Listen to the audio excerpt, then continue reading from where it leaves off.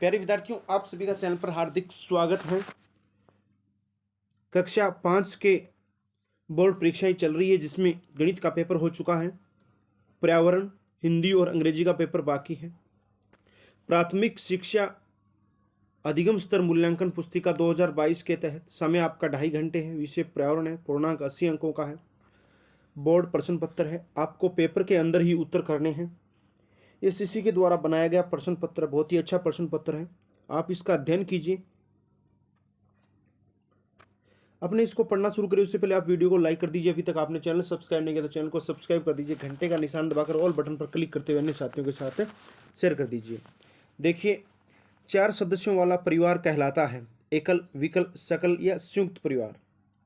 4 सदस्यों वाला परिवार कहलाता है, तो ये तो एकल परिवार ही हो गया भाई, 4 सदस्यों का परिवार। तो प्रश्न नंबर 2 देखो, बीज में से अंकुर निकालने की प्रक्रिया कहलाती है अंकुरण, स्फुरण, अनुकूलन, विस्मरण। तो ये अंकुरण होता है। राजस्थान में कुल कितने जिले हैं? तो राजस्थान में 33 जिले हैं। चौथा, सरिस्का है अभयारण्य, नदी, पार्क, सर्कस। तो सरिस्का एक अभयारण्य है। छूकर शब्दों को पहचानने की विशेष लिपि है खेल, सेल, मेल, ब्रेल लिपि। तो शायद ब्रेल लिपि होनी चाहिए, फिर भी आप अपने अध्यापकों की सहायता से इनको हल कीजिए। प्रश्न नंबर 6 देखिए क्या है। लोहागढ़ का किला किस जिले में है? जोधपुर, जयपुर, भरतपुर, धौलपुर। तो ये भरतपुर में है। महाविनाश लेकर आती है संपदा, वर्षा, आपदा, नर्मदा। तो महाविनाश लेकर आती है कौन? आपदा। आपदा होती है वो महाविनाश लेकर आती है। 8वां, स्वच्छ भारत मिशन प्रारंभ होने की तिथि है। स्वच्छ भारत मिशन प्रारंभ होने की तिथि है, तो स्वच्छ भारत मिशन है वह है 2 अक्टूबर 2014 को शुरू हुआ था। तो यहाँ पर 2 अक्टूबर है, सन है नहीं। प्रश्न नंबर 9, पेड़ों से चिपकने वाली महिला का नाम था? समर्थी देवी, अमृता देवी, गीता देवी, सुमित्रा देवी। तो ये अमृता देवी बिश्नोई थी, सैकड़ों लोगों के साथ पेड़ों के चिपक गई थी। 10वां, फूंक से बजाया जाने वाला यंत्र है डमरू, बांसुरी, ढोलक, ताल। तो बांसुरी को फूंक से बजाया जाता है। प्यारे विद्यार्थियों, डिस्क्रिप्शन में WhatsApp group, Facebook page, Instagram, Twitter, Telegram channel के लिंक दिए गए, जिस पर क्लिक करके आप हमारी सोशल साइट से जुड़ सकते हैं। रिक्त स्थानों की पूर्ति करनी है आपको 11 से 20 तक। पलायन, सांकेतिक, ओणम, विजय स्तंभ, सूर्य, ध्रुव, संग्रहालय, आंख, ऑक्सीजन। एक शब्द शायद लिखना भूल गए हैं। बिना बोले इशारों से समझने को 11वें में क्या है? सांकेतिक। बिना बोले इशारों से समझने को सांकेतिक भाषा कहते हैं। पेड़ हमें जीवनदायिनी ऑक्सीजन प्रदान करते हैं। क्या प्रदान करते हैं? ऑक्सीजन। 12वें का उत्तर हो गया। 13, हमारे जिले का नाम।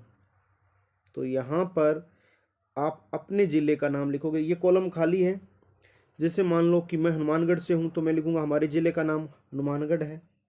अगर आप बीकानेर से तो आप लिखोगे हमारे जिले का नाम बीकानेर है।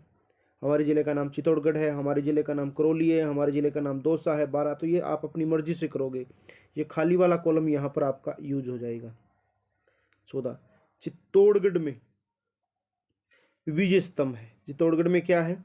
विजय स्तंभ है। चित्तौड़गढ़ में क्या है? विजय स्तंभ है। आगे देखो,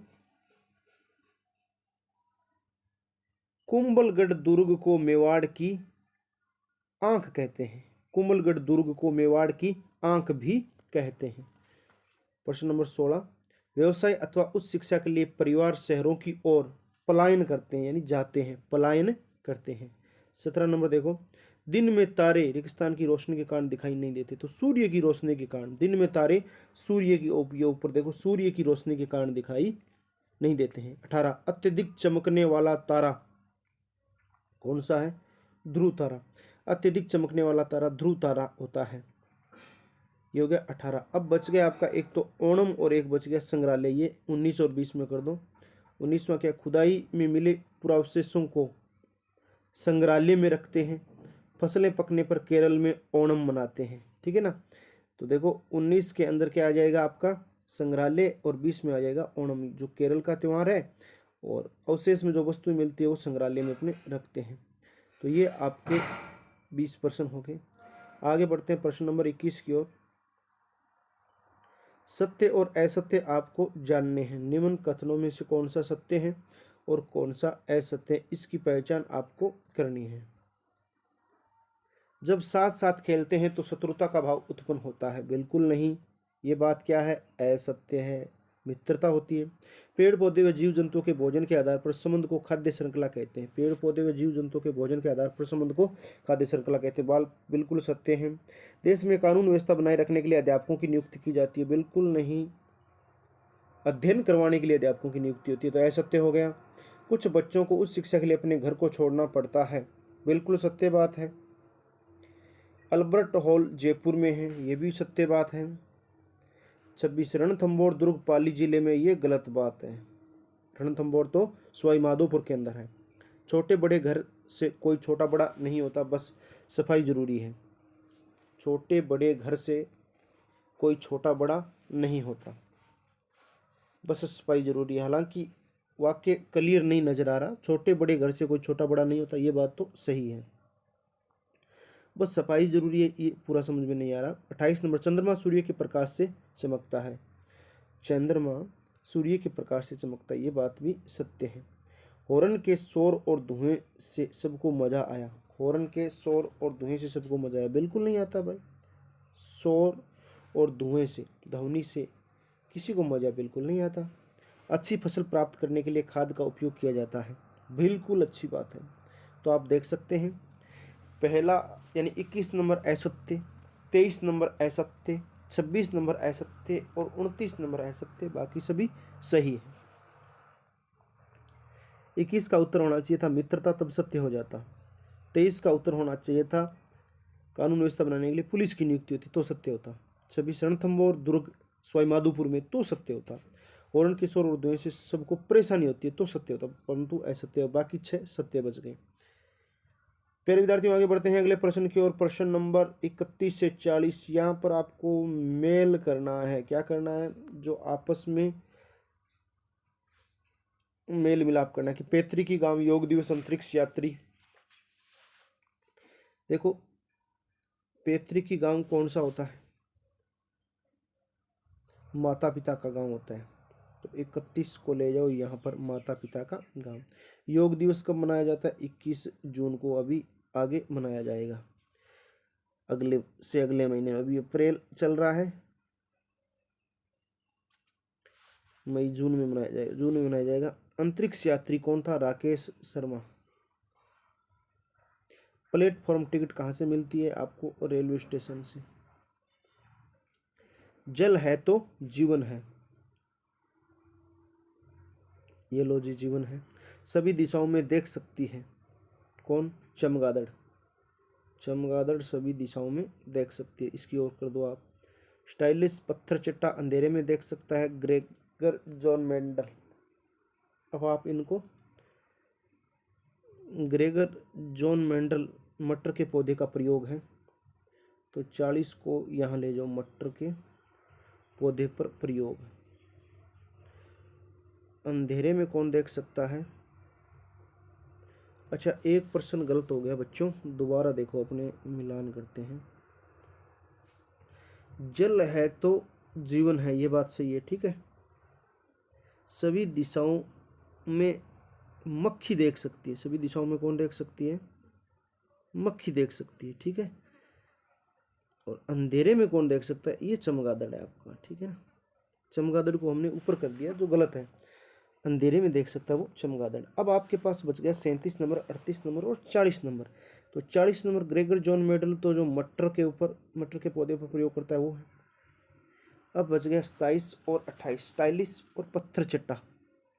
स्टाइलिश और पत्थर चट्टा, तो स्टाइलिश किसको कहा गया और पत्थर चट्टा किसको कहा गया है, तो शायद मेरे ख्याल में स्टाइलिश। अब आप 27 और 38 अपने गुरुजी से पूछ के करना। 27 तो शायद पत्तियों में अंकुरण है, और पत्थर चट्टा है वो एक नुकीली कलम हो सकती है।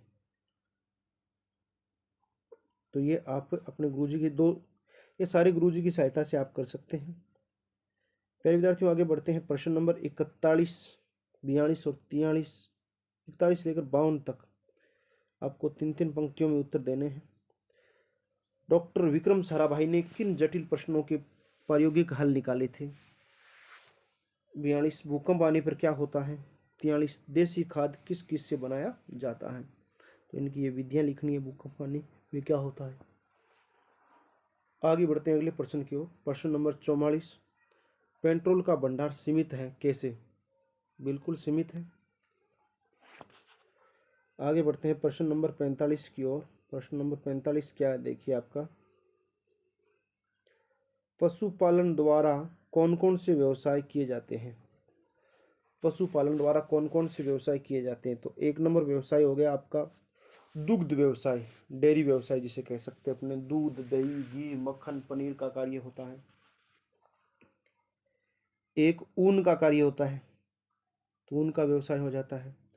एक अंडे का व्यवसाय होता है। एक मांस का व्यवसाय होता है, ठीक है। और ऊंट, घोड़े, गधे से आप व्यापार भी कर सकते, सामान इधर उधर ले जा सकते। तो बहुत सारे व्यवसाय पशुपालन द्वारा होते हैं। 46 नंबर देखो, लोग अपनी और दूसरों की जान जोखिम में कैसे डालते हैं? लोग अपने और दूसरों की जान जोखिम में कैसे डालते हैं? तो आपको पता ही है, लोग जानबूझकर खतरा लेते हैं और दूसरों को भी खतरे में डाल देते हैं। कहीं लाइट पर, कहीं पानी। जैसे मान लो एक ड्राइवर है, बस का ड्राइवर है, उसको बस चलानी चाहिए 50-60 70 की स्पीड से। उस बस में 50 लोग बैठे हैं, लेकिन वो क्या करता है, उस बस की रफ्तार को 100 किलोमीटर प्रति घंटा बढ़ा देता है। अब यदि वो बस कहीं पलट जाती है, कहीं किसी गाड़ी में लग जाती है, तो वो खुद भी मरता है और दूसरे यात्री भी मरते हैं। तो ये कह सकते हैं लोग अपनी और दूसरों की जान जोखिम में ऐसे डालते हैं, ठीक है ना। तो ये बस वाला उदाहरण आप दे सकते हैं। आगे देखिए प्रश्न नंबर 47 में क्या कहा गया है। 47 में, बारिश से फसलों का उत्पादन किस प्रकार से प्रभावित होता है? तो भाई समय पर बारिश हो जाए तो फसलें बहुत अच्छी हो जाती हैं, और समय पर बारिश ना हो तो फसलें कम हो जाती हैं। बाकी प्रभाव आप अच्छी तरीके से जानते हो। आगे देखो प्रश्न नंबर 48, जीजाबाई किस प्रकार की महिला थी? जीजाबाई एक कर्मठ महिला थी। शिवाजी की माँ का ही नाम शायद जीजाबाई है, तो इसके बारे में आप अपने पाठ के अनुसार लिख दीजिए। रेलवे पुलिस कर्मी ने लोगों को क्या चेतावनी दी? तो ये क्या चेतावनी दी, ये भी आप अपने पाठ के आधार पर बताइए। चंद्रमा का आकार कब से कब तक बढ़ता है? तो चंद्रमा का आकार है वो आपका कब से कब तक बढ़ता है, यानी शुक्ल पक्ष की एकम या प्रथमा से लेकर पूर्णिमा तक बढ़ता है। शुक्ल पक्ष की एकम से, यानी शुक्ला प्रथमा से लेकर पूर्णिमा तक बढ़ता है और उसके बाद वापस घटता जाता है। ये 50वें का उत्तर हो गया। आगे देखो प्रश्न नंबर 51 और 52 की बात करते हैं। पशुपालन में किन बातों का ध्यान रखा जाता है? तो पशुपालन में पशुओं के लिए पानी की व्यवस्था सही तरीके से हो, चारे की व्यवस्था सही तरीके से हो, पशु कहाँ पर बांधे जाते हैं, किस बाड़े में रखे जाते हैं, चारदीवारी में रखे जाते हैं, वहाँ पर साफ सफाई होनी चाहिए, गंदगी नहीं होनी चाहिए, कीचड़ नहीं होना चाहिए, वहाँ पर मिट्टी को चेंज करते रहना चाहिए। पशुओं में कोई बीमारी हो गया हो तो उस पशु को अलग करना चाहिए, उसका ट्रीटमेंट और इलाज किया जाना चाहिए। तो इन्हीं बातों का ध्यान रखा जाता है। बाढ़ किसे कहते हैं? वर्षा के मौसम में तेज बारिश आती है और तेज बारिश से लोगों के घर, दुकानें, विद्यालय, सार्वजनिक स्थल ये डूब जाते हैं। उसको क्या कहते हैं? बाढ़ कहते हैं। आवश्यकता से अधिक वर्षा हो जाती है तो वहां पर बाढ़ की संभावना बनती है। आगे देखो प्रश्न नंबर 53 से 56, 50 शब्दों में उत्तर देने आपको। बड़े बांध कहाँ और क्यों बनाए जाते हैं? बड़े बांध बड़ी बड़ी नदियों पर बनाए जाते हैं ताकि वहाँ उस पानी को रोका जा सके और बाढ़ आने से बचाया जा सकते। तो आप अपनी पुस्तक के अनुसार कर दीजिए। 54 नंबर, पाचन तंत्र के बारे में लिखिए। पाचन तंत्र जो हम भी खाते हैं उसको पचाता है, उसको पाचन तंत्र कहते हैं। उसके बारे में डिटेल से लिखिए पाठ के अनुसार। एनीमिया क्या है, क्या इसे कैसे दूर किया जा सकता है, तो इसके बारे में आप लिखिए। वर्षा जल का संग्रहण कैसे कैसे किया जाता है? वर्षा जल का संग्रहण है तो वो टांके बनाकर किया जाता है, तालाब में किया जाता है, जोहड़ के अंदर किया जाता है, घर में कुंड वगैरह बनाकर भी वर्षा जल का संग्रहण किया जा सकता है। तो ये आपका कक्षा 5 का प्राथमिक शिक्षा अधिगम स्तर मूल्यांकन पुस्तिका तहत पेपर है, जो बोर्ड प्रश्न पत्र है।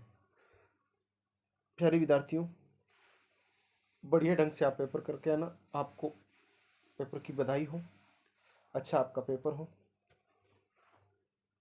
अगर आपको ये पेपर पसंद आया तो आप इसे लाइक करें। अभी तक आपने चैनल सब्सक्राइब नहीं किया, चैनल को सब्सक्राइब करें, घंटे का निशान दबाकर ऑल बटन पर क्लिक करते हुए अन्य साथियों के साथ शेयर कर दीजिएगा।